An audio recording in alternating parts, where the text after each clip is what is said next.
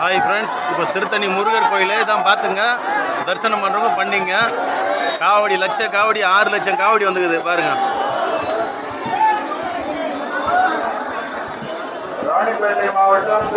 அப்படியே என்ன ஷூட் பண்ணாங்க.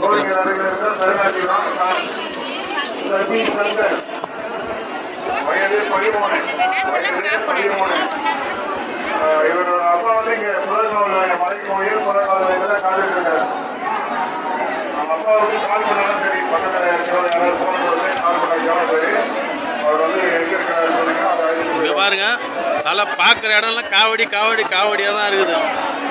கூட்டம் குறைச்சல் கொஞ்சம் இல்லை, குறைச்சலே இல்லை கூட்டம்.